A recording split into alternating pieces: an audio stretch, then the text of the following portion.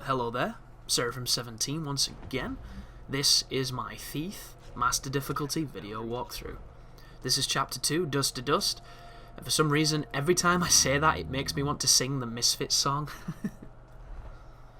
But a really good example of this game, guys. If you took your time on those first two sections, you'll probably have over 1,000 gold and be able to buy the wrench. If you've bought the wrench, you can completely avoid what I'm about to do.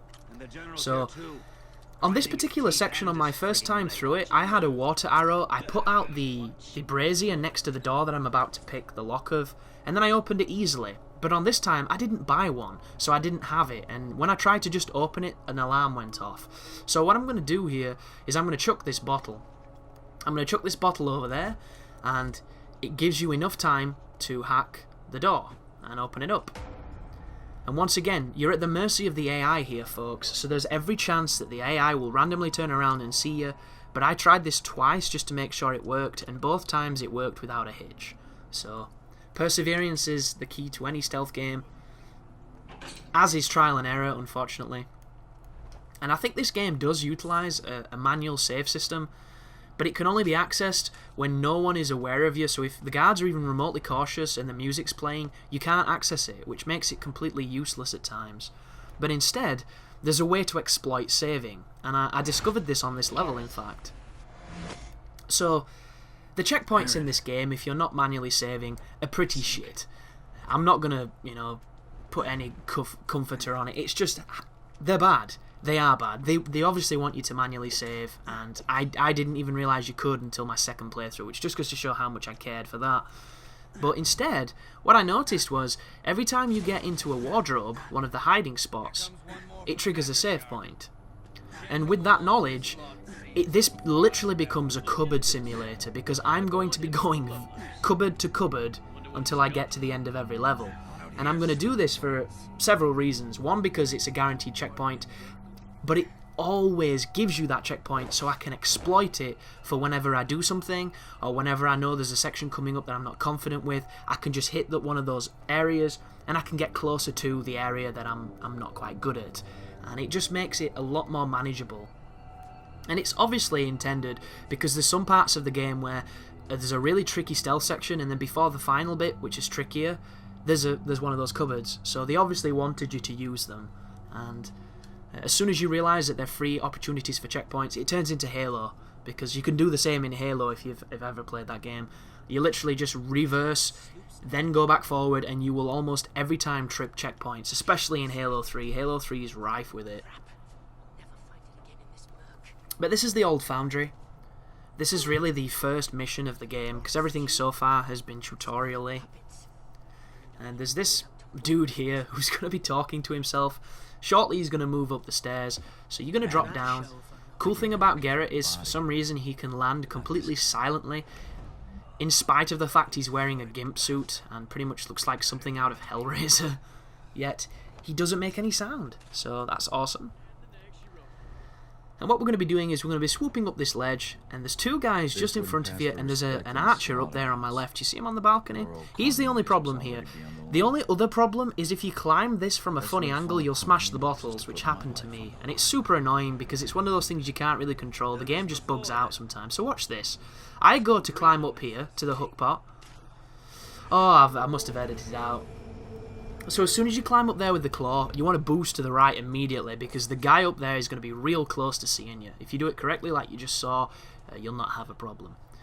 But what I was about to say you would see, but you didn't because it must have been edited out, was on my first attempt to climb up that claw mark thing, the game just went crazy and I fell off and smashed the bottles, and somebody saw me and it was over. But I didn't press anything different than you normally would. I was holding left trigger and pressing forward towards the wall, and for some reason he just fell off the box. And there's a handful of moments where the game does that, where it just kind of shows a couple of ugly edges on an otherwise polished, to some extent, game. And it's just another one of those bugs that they didn't quite tweak out. And you might be noticing too that the game in some angles, looks pretty poor. And it's kind of sad to say that, because the game is nice looking and there's some really nice visuals at times, but every so often the textures really struggle to load, and it can look really butt ugly. But this right here, when I step on that, the guard upstairs hears it. I'm going to hit this checkpoint. There you go, in the cupboard. There is the checkpoint. And he's going to move down here. And what this is going to do is, I'm going to wait for him to pass almost adjacent to me.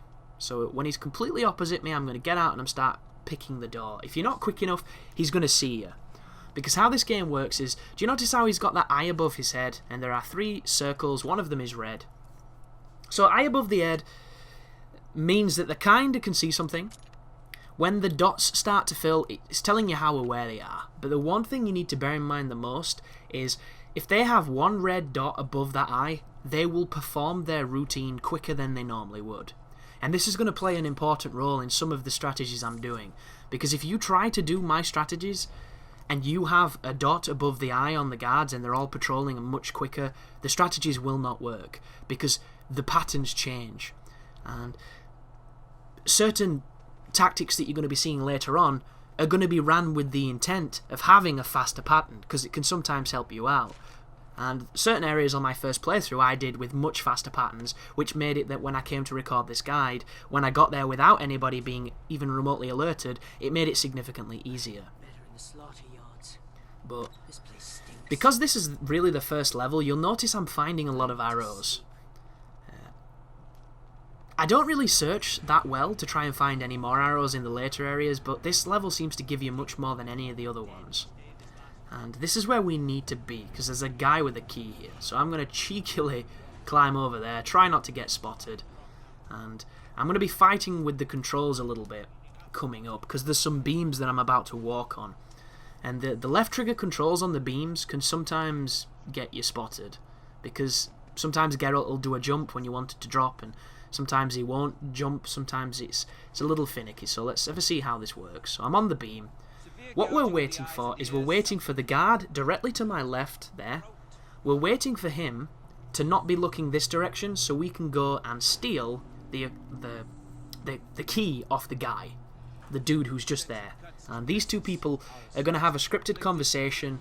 It gets a little bit sassy, and he basically says that, you know, stop being a smart ass, your face is too dumb to sound so smart, and something. And he can see me, so you can see the eyeball on my hood. So I back up, and he can't see me now. And I'm contemplating going for it now. So I'm waiting. There you go. Don't be so intelligent when you're that thick. So I'm waiting. I want it as soon as he turns. He starts turning, and I'm moving. Does this work, or does it backfire? Kind of backfires, and I fall. So that's mistake number 1. I should have just waited. But I didn't know what sequence his pattern was in. And I see a box, so I think, you know, why not? And another arrow. Is that a water arrow? No, it's... I couldn't read that. It was a little bit too fast. So, I turn this light off, because your dog were a thief. We like the dark. And I'm going to try getting back on the beam. And I'm going to try, hopefully, and get a better pattern. But did you notice just then there was like an urn in front of me on that beam? That means that if I were to swoop near it, I'd break it and they would hear me.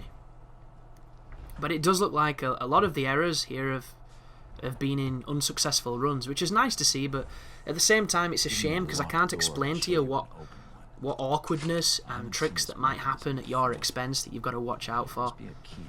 And that is definitely one of the victims of a guide like this. Like when somebody does a Let's Play and a playthrough, you see a lot of the mistakes. I mean, you don't see all of them, because a lot of people still edit those, but don't really understand that. The whole point of a playthrough is to show that shit, in my opinion.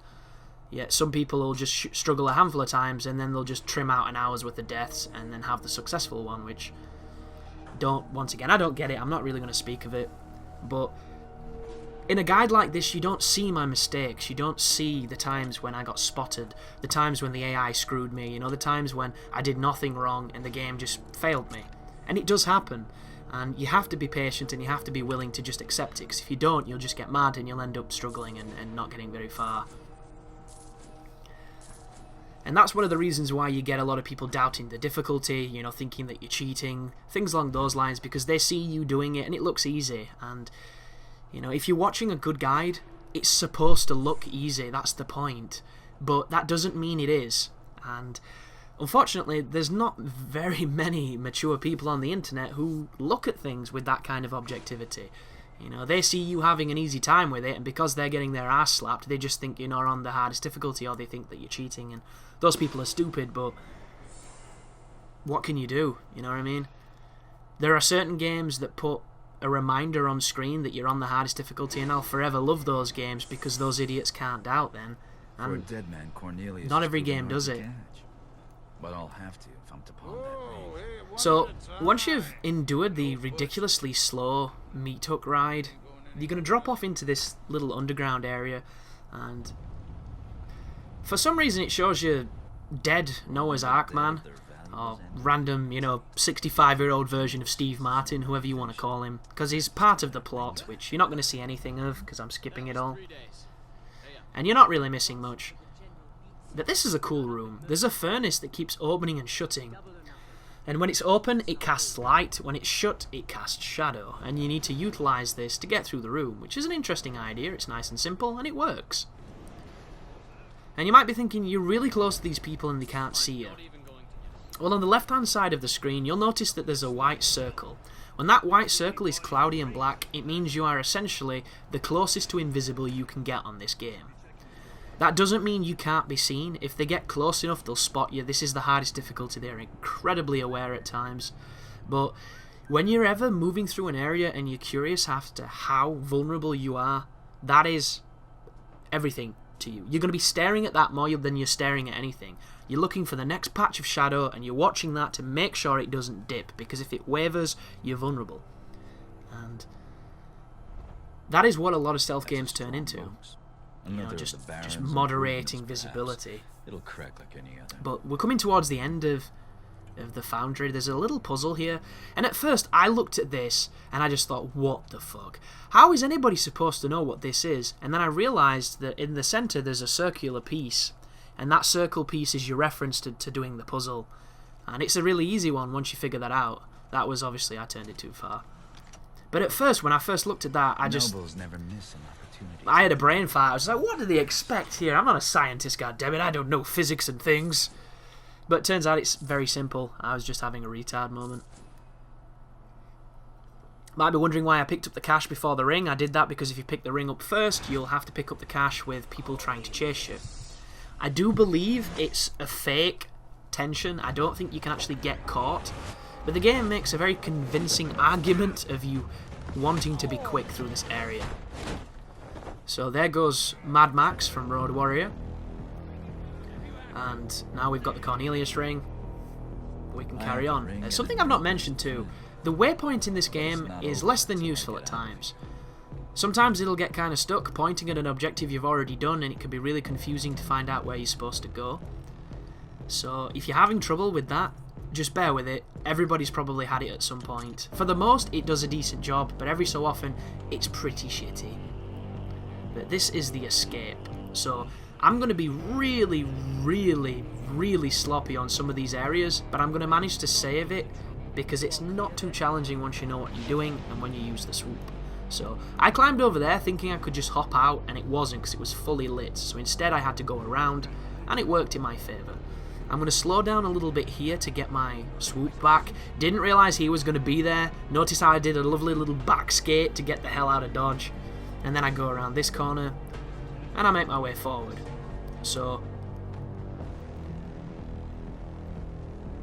look how good the swoop is, man. The swoop is so ridiculously powerful.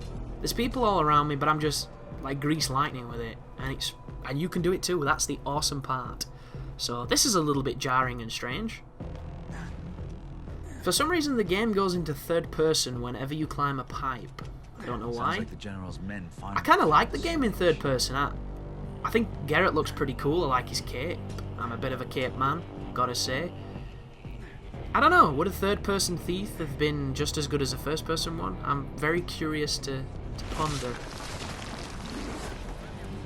There's the cliched fall through the roof.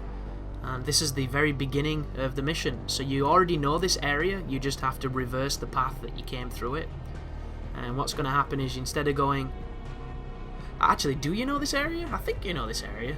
I could be wrong. Anyway, I know this area because I've been through it a few times, so just follow what I do on the video and you should be fine. And one thing I noticed too, if you're doing this game well, it's very short. My first playthrough took quite a large amount of time because I was figuring out all the paths and getting caught a lot, and it was tricky. This recording, I think I recorded this guide in under 5 hours. It really went smooth, it was a fun one. But thank you for watching, guys, and you take care now.